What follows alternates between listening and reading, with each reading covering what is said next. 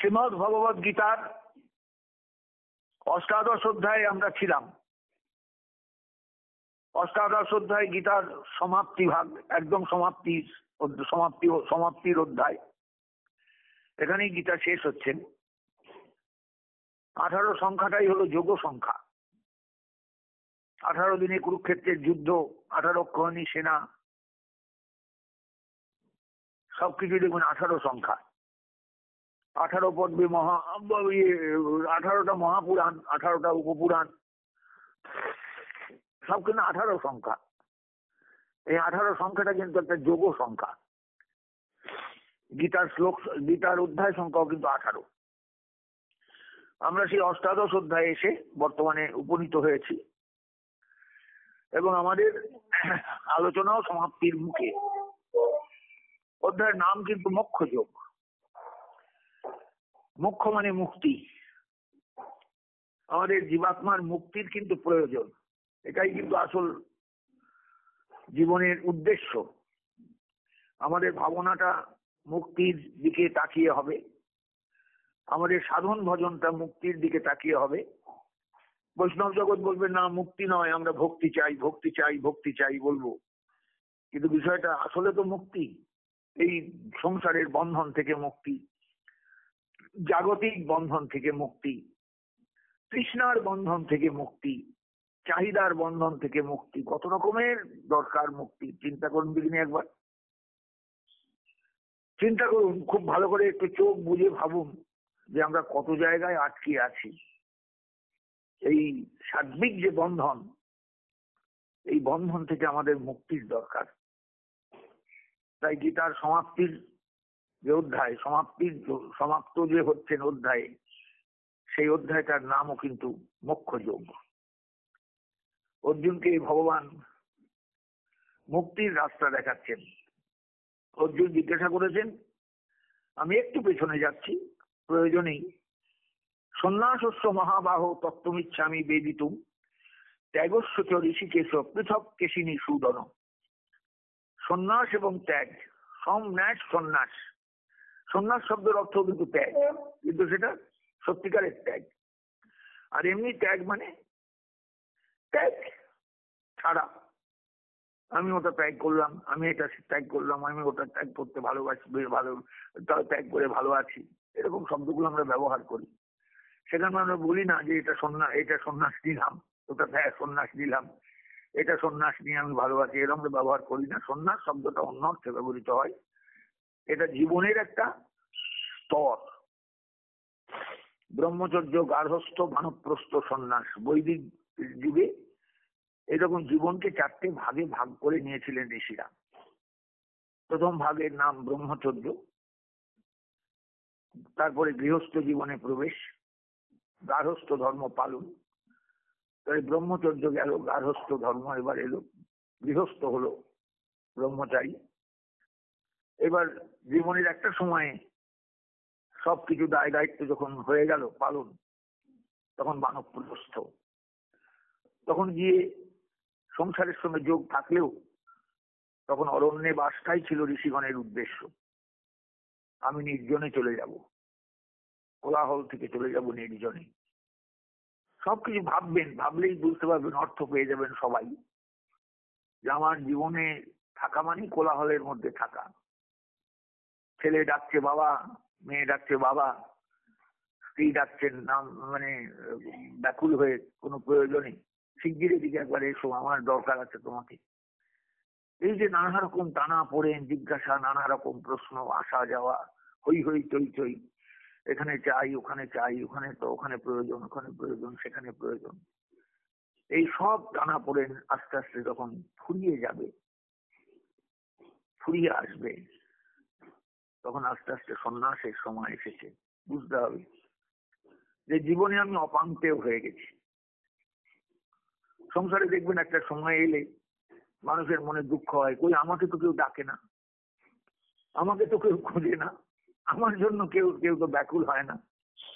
তার মানে আমি সংসারে যে গুরুত্বপূর্ণ জায়গাটায় ছিলাম, সেই জায়গা থেকে আমি সরে গেছি। তার মানে বিষয়টা হলো এই, যে প্রত্যেক মানুষের জীবনেই একটা সময় আসে যখন সে অপ্রয়োজনীয় হয়ে যায়। সংসারে দেখবেন বিষয় একটা যে কলম দিয়ে আপনি লিখতেন সেই কলমটা সারা জীবন লিখতে লিখতে শেষে হয়তো কলমের মাথাটা নষ্ট হয়ে গেছে, কলমের নিবটা নষ্ট হয়ে গেছে। কলমটা তখন বাদ দিলেই ভালো হয়, কিন্তু তবুও ভালো লাগে পুরোনো জিনিস এই অর্থে কাছে রাখা। কিন্তু জীবনটাও তো সেই রকমই, ব্যবহার করতে করতে করতে করতে একদিন মনে হয় দূর দূর দূর, আর ভালো লাগে না, আর ভালো লাগছে না। আস্তে আস্তে এইভাবেই আমরা হারিয়ে যাই।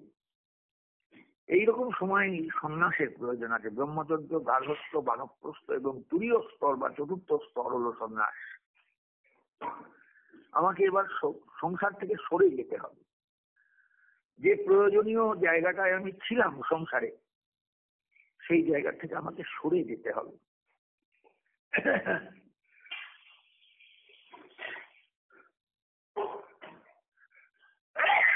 তাই সন্ন্যাস শব্দটার তাৎপর্য খুব ভালো করে প্রত্যেকের বোঝা দরকার। গীতার মুখ্য যোগে এসে অর্জুনের প্রশ্নই হলো সন্ন্যাসস্য মহাবাহো তত্ত্বমিচ্ছামি বেদিতুম। হে মহাবাহো, হে গোবিন্দ, আমি তোমার কাছে সন্ন্যাসের তত্ত্বটা জানতে চাই। আর সন্ন্যাস মানে তো সম্যক ত্যাগ, সম্যক ত্যাগ, যথার্থ ত্যাগ। তাই বললেন ত্যাগস্য ঋষিকেশ পৃথক কেশিনী সুজন। আর ভালো করে জানতে চাই, পৃথক ভাবে জানতে চাই ত্যাগ কাকে বলে। সন্ন্যাস মানেও ত্যাগ, সম্ন্যাস, সম্যক ত্যাগ। আর শুধু ত্যাগ, সংসারে অনেক কিছু ছাড়লে তবে মানুষ সন্ন্যাসের উপযুক্ত হয়। অনেক কিছু ছাড়লে, অনেক কিছু ছাড়লে। মনে রাখবেন এই সংসারটাকে আমরা প্রত্যেকেই আস্তে আস্তে ভালোবেসে ফেলি। সবাই আমরা জন্মের পর থেকেই এই সংসারে থাকতে থাকতে, ওঠা বসা করতে করতে, এই সংসারটা, এই ঘরটায় থাকতে থাকতে ঘরটাকে ভালোবেসে ফেলি। এই বিষয়গুলো ব্যবহার করতে করতে বিষয়গুলোকে ভালোবেসে ফেলি। ওই জায়গাটায় বসতে বসতে জায়গাটাকে ভালো লাগে, ভালোবেসে ফেলি। এই পরিচ্ছদ গুলো ব্যবহার করতে করতে পরিচ্ছদ গুলোকে ভালোবেসে ফেলি। দেখবেন আমাদের সব কিছুর মধ্যে একটা ভালোবেসে ফেলা, ভালো লাগা এগুলো আছে। কিন্তু এর থেকে মুক্তির দরকার, সন্ন্যাস দরকার। মানুষ জীবনে যদি মোক্ষ পেতে চায় তাহলে আগে তো জাগতিক বন্ধন তাকে কাটিয়ে দিতে হবে।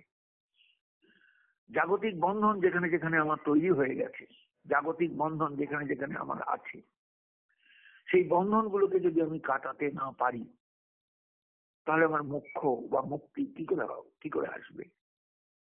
মুক্তি তো একটা ছেলের হাতের মোয়া নয় যে কেউ আমায় এনে দিয়ে গেল, এই হাত পাত, একটা ভালো জিনিস তোকে দিলাম, তুই এটা খাবি। এটা তো সেই জিনিস নয়। মোক্ষ একটা অনুভব, মুক্তি একটা অনুভব, মুক্তি একটা উপলব্ধি, মুক্তি একটা চেতনার বিকাশ, গভীর ভাবে একটা চেতনার একটা বিকাশ বিকাশ বিকাশ বিকাশ। বন্ধন থেকে মুক্তি, বন্ধন থেকে মুক্তি। জন্ম জন্মান্তর আমরা সংসারের বন্ধন, দেহের বন্ধন, পারিপার্শ্বিকতার বন্ধন, প্রিয়জনের বন্ধন, এগুলো নিয়ে চলি। একটা পাখিও দেখবেন ডিম পেড়ে বারবার কেবল বাসায় আসে, বারবার বাসায় আসে, বারবার বাসায় আসে। ঘন্টার পর ঘন্টা ডিমের উপর তা দিচ্ছে, তার ক্ষুধা তৃষ্ণা কোথায় গেছে তার ঠিক নেই। তা দিয়ে যাচ্ছে, তা দিয়ে যাচ্ছে, তা দিয়ে যাচ্ছে। ডিমটা ফুটলো, ফেটে গেল, তবে বাচ্চাটা বেরোলো। পাখিটা সব সময়ের জন্য খেয়াল রাখছে তার বাসার দিকে, বাচ্চাটা ঠিক আছে তো। একটু নড়াচড়া যেই করলো, সেই সঙ্গে সঙ্গে পাখিটা তার মতো খাদ্য সংগ্রহে চলে গেল। ওই বাচ্চাটা যা খাবে মুখে করে নিয়ে এলো, নিজে খেলো না, কিন্তু মুখের মধ্যে করে নিয়ে এলো। বাচ্চাটা হাঁ হাঁ করে বাসার মধ্যে থেকে দুটো ঠোঁটকে একবারে দুদিকে একবারে ছড়িয়ে হাঁ হাঁ করছে মায়ের সামনে। মা সেই হায়ের মধ্যে উদ্গীর্ণ, মানে গিলে ফেলেছিল প্রায়, সেখান থেকে আবার তুলে এনে মুখ দিয়ে সেগুলো খাইয়ে দিল। তারপর হাত টাত নেই দেওয়া, খাইয়ে দেওয়া, ওই মুখ দিয়েই সবকিছু। তা এই যে এই যে এই যে এই যে এই যে স্নেহগুলো আমরা দেখি, এই যে এই যে ভালোবাসাগুলো আমরা দেখি, এখান থেকে সন্ন্যাস নেওয়া সংসারে, সেখানেও তো মাও এইভাবে সন্তানকে ভালোবাসেন, পিতা এইভাবে সন্তানকে ভালোবাসেন, প্রিয়জন এইভাবে প্রিয়জনকে ভালোবাসে। সেখান থেকে সন্ন্যাস নেওয়া তত্ত্বরূপে ভালো, শুনতে বেশ ভালো লাগে, আবার সেটাকে জীবনে প্রতিফলিত করা বড্ড কঠিন। তাই মোক্ষ যোগে এসে অর্জুনের প্রশ্নই হলো সন্ন্যাসস্য মহাবাহ তত্ত্বমিচ্ছামি বেদিতু।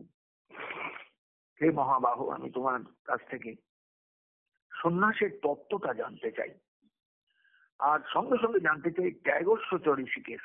হে ঋষি, ত্যাগ কিভাবে করতে হয়,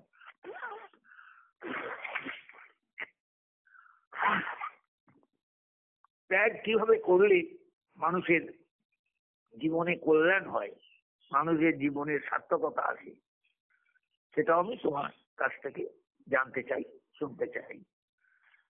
সম্বোধন করছেন মহা প্রথম চরণে, আর চতুর্থ চরণে বলছেন কেশিনী সুদন, তার আগে আবার তৃতীয় চরণে বলছেন ঋষিকেশ। তিনটে সম্বোধন আছে একটা শ্লোকের মধ্যে। হে মহাবাহ, তুমি পারবে সন্ন্যাসের তত্ত্ব আমাকে বলতে। হে ঋষিকেশ, তুমি যেহেতু সমস্ত ইন্দ্রিয়ের অধীশ্বর, অতএব ইন্দ্রিয়গুলো কি চায় তুমি খুব ভালো করে জানো, আর সেই চাহিদার হাত থেকে ইন্দ্রিয়গুলোকে কি করে সরিয়ে আনতে হয় এটাও তোমার চাহিদা, যেহেতু তুমি ইন্দ্রিয়গুলোকে জানো ভালো করে। তাই ঋষিকেশ সগন, আর শেষে বললেন কেশিনী শোনো, তুমি কেশি নামক তোকে মেরেছ, তুমি চিত্তনাশক। আমাদের ভেতরের যে অসৎ জায়গাগুলো আছে, আমাদের ভেতরের যে দৈত্যগুলো আছে, নানা রকমের দৈত্য, নানা রকমের দানব, তাদেরও তুমি খুব ভালো করে চেনো। অতএব হে কেশিনী সুদন, তুমি ত্যাগের বিষয়টাকে আমার কাছে ব্যাখ্যা করো, ব্যাখ্যা করো আমার কাছে সন্ন্যাসের। হে ঋষিকেশ, তুমি সেটা আমার থেকে অনেক বেশি ভালো জানো। আর হে মহাবাহ, হে শক্তিধর পুরুষ, তোমার শক্তি সম্পর্কে আমি তো কিছুটা অবগত, তোমার পাশে পাশে থেকে ওঠা বসা করে। তুমি কি না পারো, সব তুমি পারো, সব পারো, সব পারো, সব পারো। তাই তোমার কাছে আমার একান্ত জিজ্ঞাসা, তুমি সন্ন্যাসের তত্ত্ব আমার কাছে ব্যাখ্যা করো। সন্ন্যাস কি জিনিসটা, ত্যাগটা কি জিনিস? সন্ন্যাস, সন্ন্যাস সম্যক, সম্যক রূপে ত্যাগ, এর নামই হলো সন্ন্যাস। ত্যাগ আমি মনে মনে করলাম, অথচ বাইরে করতে পারলাম না, বাইরে করলাম না, এটা সন্ন্যাস নয়।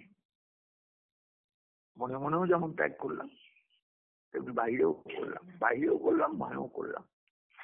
অর্থাৎ দ্বিতীয়বার সেই বস্তুর প্রতি আমার কোনো আর আকর্ষণ আমার থাকবে না। সন্ন্যাস হলো সেই জায়গাটা। জগতে এই সন্ন্যাসটা একেবারে জীবনের তুরীয় স্তর, চতুর্থ স্তর। ব্রহ্মচর্য, গার্হস্থ, বানপ্রস্থ, সন্ন্যাস। যে বনে যাচ্ছে বানপ্রস্থ অবলম্বন করে, সে যে সন্ন্যাসী হতে পারবে তার কোনো মানে নেই, কিন্তু নাও পারে, না পারাটাই স্বাভাবিক। কারণ প্রত্যেকের মধ্যে একটা আশা আছে, আকাঙ্ক্ষা আছে, তৃষ্ণা আছে, লোভ আছে, চাহিদা আছে। অতএব সন্ন্যাস জিনিসটা হলো ঈশ্বরের আশীর্বাদ বিশেষ, করুণা বিশেষ। অতএব হে কৃপাময়, হে মহাবাহ, হে কৃপাময়, হে ঋষিকেশ, হে করুণাময়, তোমার কাছে আমার জিজ্ঞাসা, সন্ন্যাস কাকে বলে, তার তত্ত্বটা কি? আর ত্যাগই কাকে বলে, ত্যাগই বা কাকে বলে? ত্যাগ করলেই কি সন্ন্যাসী হয়ে গেল সে? আমি সাদা কাপড় ছেড়ে লাল কাপড় পরলাম, আমার ত্যাগ হয়ে গেল? ত্যাগটা তো আর কাপড়ে চোপড়ে হয় না, ত্যাগটা মনে হয়। আমার মনের মধ্যে যদি তৃষ্ণা থাকে, মনের ভেতরে যদি তৃষ্ণা থাকে, ভেতরে যদি আমার ক্ষুধা থাকে, ইন্দ্রিয়গুলো যদি আমার কথা না শোনে, কিসের আমার গেরুয়া কাপড় পরা? ও গেরুয়া কাপড় পরাও যা, না পরাও তাই। তাই অর্জুন পরিষ্কার জানতে চেয়েছেন, সন্ন্যাসের তত্ত্বটা আমি জানতে চাই তোমার কাছে, আর ত্যাগের বিষয়টাও আমি ব্যাখ্যা চাই তোমার কাছে।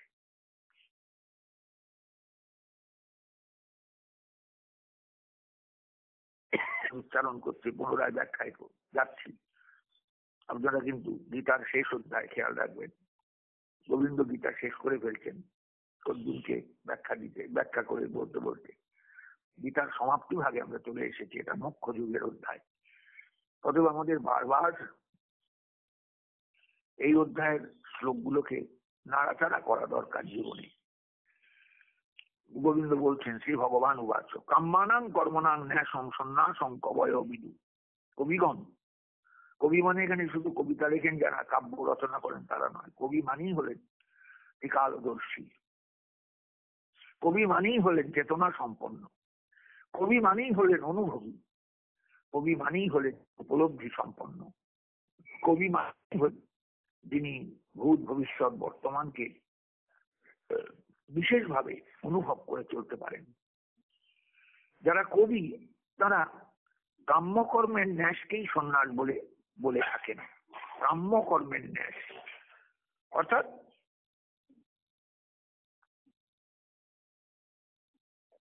সংসারে তো তৃষ্ণা সবসময় আছে।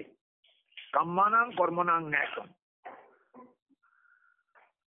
কাম্য যে কর্ম যেগুলো আমাদের সবসময় ইচ্ছা করে করতে, যেগুলো করে আমরা থাকতে পারি না, এগুলো কাম্য কর্ম। সন্ন্যাস এবং ত্যাগ এই দুটোর তাৎপর্য কিন্তু এক, ধাতুগত অর্থ এক। উভয়ের অর্থই পরিত্যাগ মানে ছাড়া। কিন্তু সন্ন্যাস শব্দের একটা বিশেষত্ব এই যে সমস্ত কর্ম ত্যাগ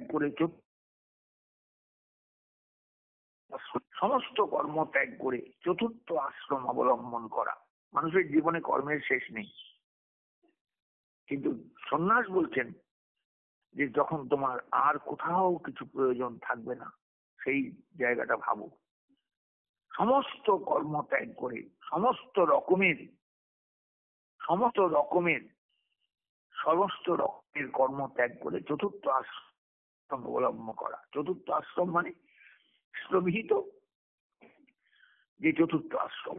এবং সন্ন্যাস অবলম্বন ব্যতীত মোক্ষ লাভ হয় না, এই মত সুপ্রচলিত। চতুর্থ আশ্রম হলো শাস্ত্রবিহিত, ব্রহ্মচর্য, গার্হস্থ্য, বানপ্রস্থের পরেই সন্ন্যাস। সেই জন্যই বললেন সন্ন্যাস অবলম্বন ব্যতীত মোক্ষ লাভ হয় না। সন্ন্যাস গ্রহণ ছাড়া কখনো, গ্রহণ ব্যতি রেখে কখনো মানুষ মোক্ষ লাভ করতে পারে না। মুক্তি যদি জীবনের লক্ষ্য হয়, মোক্ষ লাভ হয় না, এই মত সুপ্রচলিত। অর্জুনও মনে করেছিলেন ভগবান অবশ্যই এই কথা শেষে বলবেন, কিন্তু তিনি ত্যাগের উপদেশ দেননি।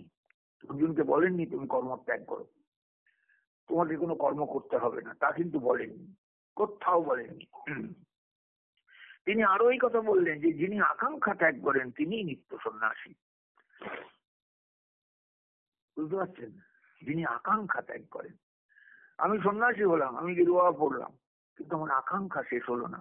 কবে একটা আশ্রম বানাবো, সেই আশ্রমটা হবে বিরাট জায়গার উপর। কবে একটা আশ্রম বানাবো, অনেক শিষ্য থাকবে সেখানে আমার।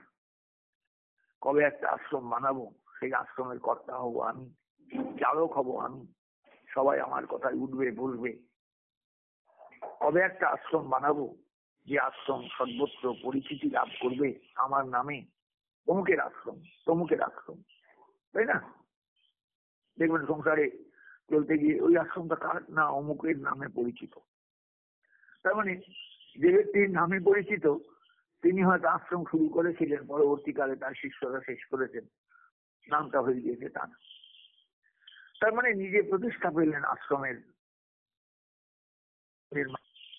এটাই কি সত্যি কামনা? এটাই কি আকাঙ্ক্ষা? এটাই কি উচিত? তাই বলছেন এই চতুর্থ আশ্রম শাস্ত্রবিহিত এবং সন্ন্যাস অবলম্বন ব্যতীত মোক্ষ লাভ হয় না, এই মত সুপ্রচলিত।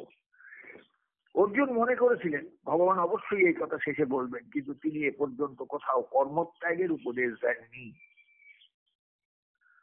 কোথাও বলেননি অর্জুন তুমি কর্মত্যাগ করো, কোথাও বলেননি। তিনি আরো এই কথা বললেন বরং যে যিনি আকাঙ্ক্ষা ত্যাগ করেন তিনি নিত্য সন্ন্যাসী। নিত্য সন্ন্যাসী যৌন দেশটি কাঙ্ক্ষতি, কোনো কিছু আকাঙ্ক্ষা করেন না। যিনি আকাঙ্ক্ষা ত্যাগ করেন সন্ন্যাসী। এই জন্য করলেন আমরা চারপাশে যত আশ্রম টাশ্রম দিক বড় বড় বিষয়, বিরাট বিরাট বিষয় দেখি, দেখবেন সব কিছুর ভেতর পেছনে আকাঙ্ক্ষা রয়েছে। অথচ গীতায় বলছেন যিনি সনিত্য সন্ন্যাসী, নিত্য সন্ন্যাসী, যিনি কাউকে দ্বেষ করেন না, ঘৃণা করেন না, কোনো কিছু কামনা জানেন না, কাঙ্ক্ষতি। মিলছে অঙ্কগুলো? অঙ্ক মেলে না। আছে এই অঙ্ক, এই কথা। যিনি আকাশ ত্যাগ করেন তিনি ত্যাগ ও সন্ন্যাস এই শব্দ দুটো কি অর্থে ব্যবহার করেছেন? ত্যাগ এবং সন্ন্যাস কি অর্থে ব্যবহার করেছেন? এদের মধ্যে অর্থগত কোনো পার্থক্য আছে কিনা, এবং থাকলে সেটা কি? এই যোগ মার্গের সারার্থ পুনরায় স্পষ্টীকৃত করে গীতার উপসংহার টানলেন। বিষয়টা বুঝতে পারছেন? উত্তরেই শ্রী ভগবান কর্মযোগ মার্গের সারার্থ পুনরায় স্পষ্ট করে এর উপসংহার টানলেন। না তত্ত্ব ত্যাগস্বত ঋষিকেশ পৃথক কেশিনী সুদন। শ্রী ভগবান বাচ গোবিন্দ বলছেন কাম্যানাং কর্মণাং ন্যাসং সন্ন্যাসং কবয় বিদু সর্বকর্মফল ত্যাগং প্রাহুস ত্যাগং বিচক্ষণা। অর্জুন মনে রেখো, কবয় কাম্যানাং কর্মণাং ন্যাসং সন্ন্যাসং বিদু। কবিগণ, পণ্ডিতগণ কর্মের কাম্য যেগুলো মানুষ কামনা করে, সংসারে চলতে গেলে যে কর্মগুলোকে সবসময় মাথায় রাখতে হয়, সেই কাম্য কর্মের যে ত্যাগ তাকেই সন্ন্যাস বলেছেন। বিচক্ষণ যারা, তত্ত্বদর্শী যারা, তারা সমস্ত কর্মফলকে, সমস্ত কর্মফলের যে কর্মফলের যে ফল, কর্মের যে ফল, সমস্ত কর্মের যে ফল, সেই ফলকেই বলেছেন ত্যাগ করতে। এবার বিষয়টা ভালো করে বুঝবার চেষ্টা করুন। যারা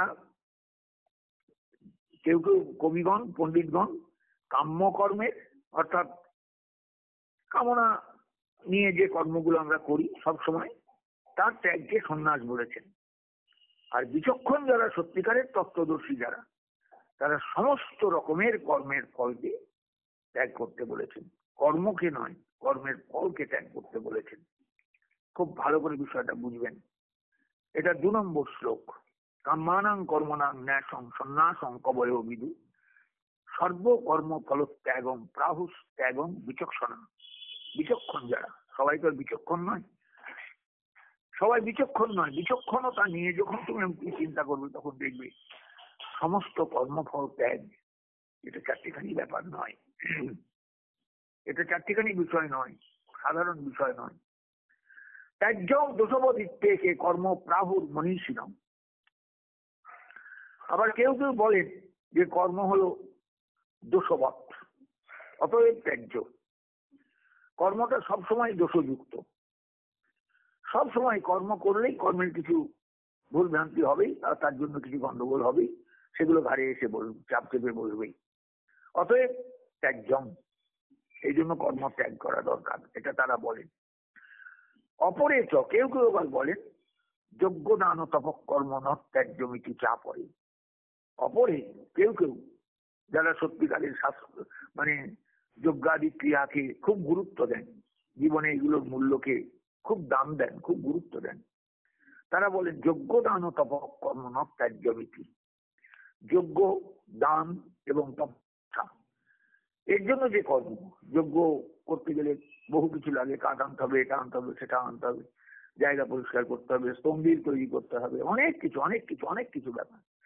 আমাদের ঋষি প্রধান ভারতবর্ষের যজ্ঞ ক্রিয়াটাই ছিল মূল সাধনা।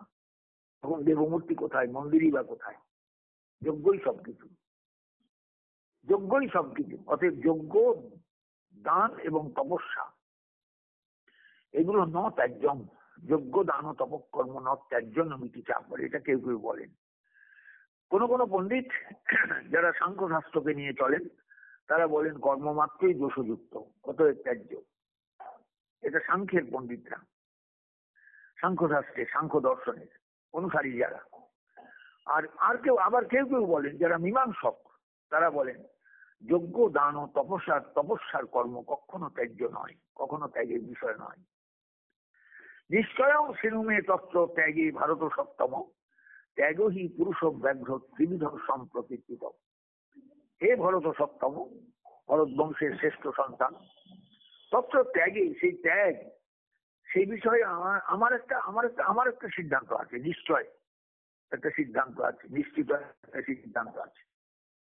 মেয়ে নিশ্চয়ং সিনু, হে পুরুষ ব্যাঘ্র, অর্জুন সম্বোধ করছেন ভগবান, ত্যাগ হি ত্রিবিধ প্রকৃতি সম্প্রকৃতি, পুরুষ ব্যাঘ্র ত্রিবিধ সম্প্রকৃতিত। তিন রকমের ত্যাগ হলো, তিন রকমের, ত্রিবিধ সম্প্রকৃতিত। ত্যাগ ত্রিবিধ বলে বলা আছে। এটা হলো আমাদের শাস্ত্রের কথা। এগুলো সব মানে প্রথমে হলো সাংখ্যের পণ্ডিতের কথা, সাংখ্য দর্শনের কথা, তারপরে মীমাংসা দর্শনের কথা। এগুলো ভারতবর্ষে কিন্তু প্রচলিত দার্শনিক সিদ্ধান্ত সব। চতুর্থ শ্লোকে বলছেন, নিশ্চয়ং সিনুমে তত্ত্ব ত্যাগে ভারত সপ্তম, ত্যাগ হি পুরুষ ব্যাঘ্র ত্রিবিধ সম্প্রকৃতিত। হে ভরত সপ্তম, তত্ত্ব ত্যাগে, সেই ত্যাগে সেই ত্যাগ ত্রিবিধ, সেই ত্যাগ একটা সিদ্ধান্ত রূপে শোনো। সিনু, হে পুরুষ ব্যাঘ্র, ত্যাগং হি ত্রিবিধ সম্প্রকৃতিত। ত্যাগ কিন্তু ত্রিবিধ, তিন রকমের। এটা হলো চতুর্থ শ্লোক। ত্যাগ ত্রিবিধ সম্প্রকৃতিত। ত্রিবিধ আমরা পরে এটা পাবো, ব্যাখ্যা পাবো ত্রিবিধ কি কি, 7 থেকে 9 শ্লোকে। চলে আসুন পরের শ্লোকে, 5 নম্বর শ্লোকে। যজ্ঞ দান তব কর্ম ন ত্যাজ্যং কার্যমেব তব। যজ্ঞ দান এবং তপস্যা, এটা যে কর্ম, এরা কখনোই ত্যাগ করা যায় না।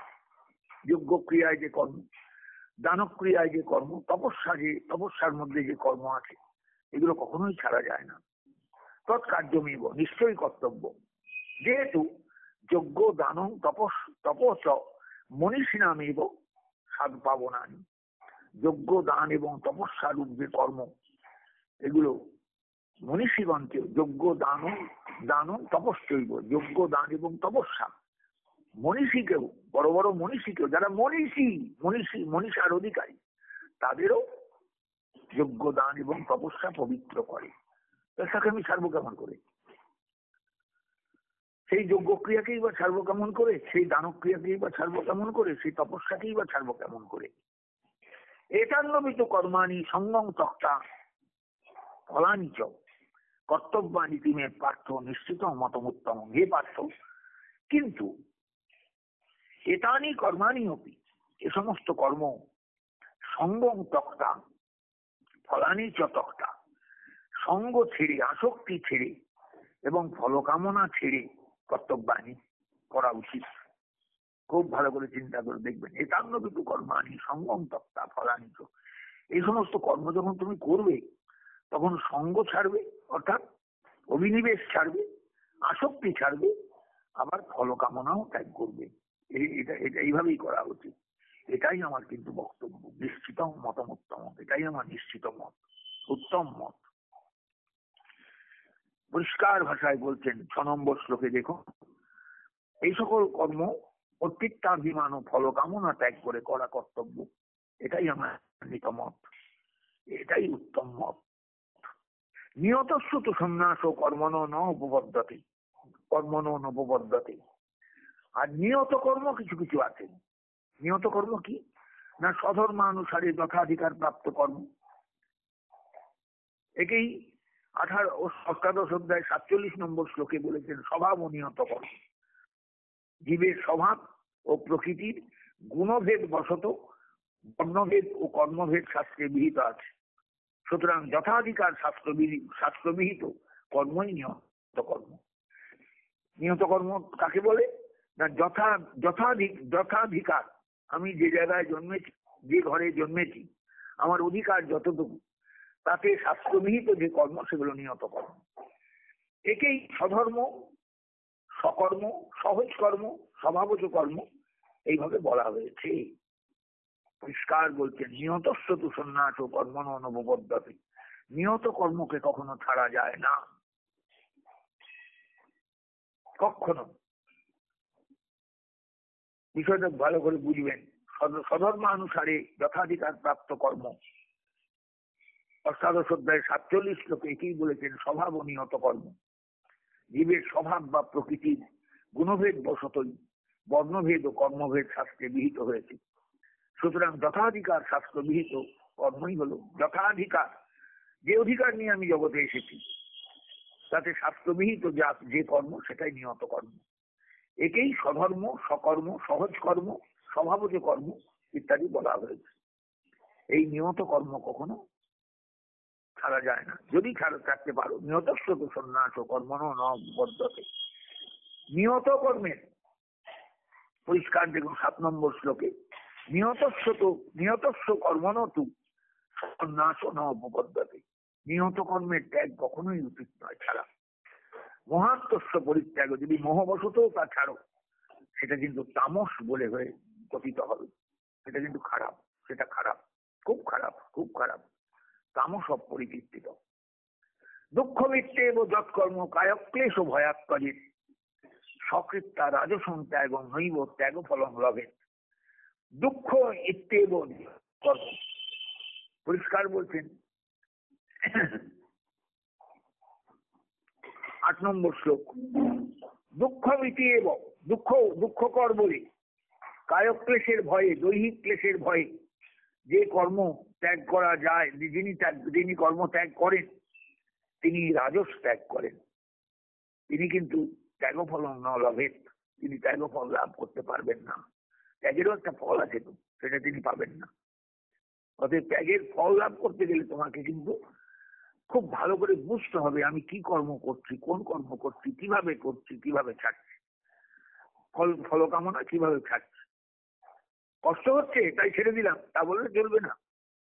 নৈব ত্যাগ ফলং লভেৎ, কার্যমিত্যেব যৎকর্ম নিয়তং ক্রিয়তে অর্জুন, কর্মানুষ্ঠানকে দুঃখ কর। এটা হলো 9 নম্বর শ্লোক। দেখুন 9 নম্বর শ্লোকে বলছেন, অর্জুন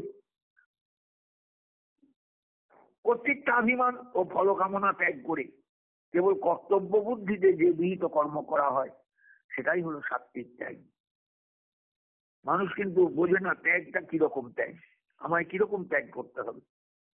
বলছেন কার্যমিত্যেব যৎকর্ম নিয়তং ক্রিয়তে অর্জুন, হে অর্জুন কর্তৃত্বাভিমান ও ফলকামনা ত্যাগ করে কেবল কর্তব্য বলে যে বিহিত কর্ম করা হয় সেটাই হলো সাত্বিক ত্যাগ।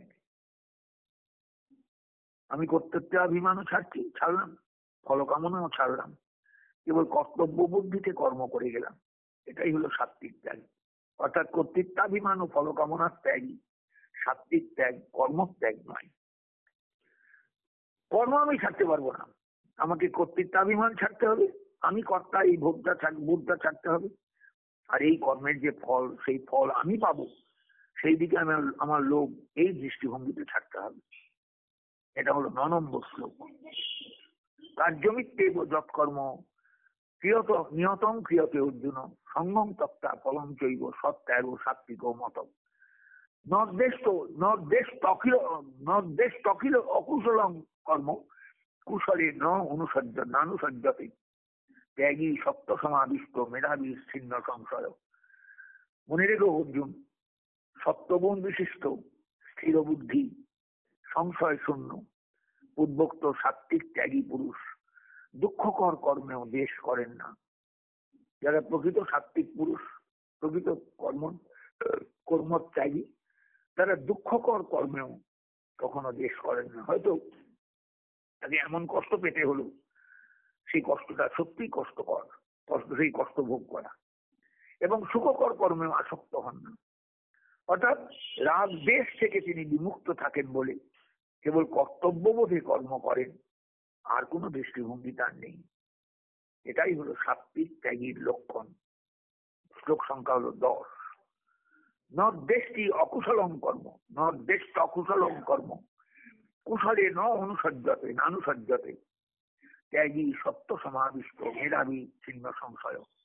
আমি তাড়াহুড়ো করব না, আমি বারবার এই অধ্যায়টার মধ্যে দিয়ে যাব, বারবার আপনাদের কাছে আসবো।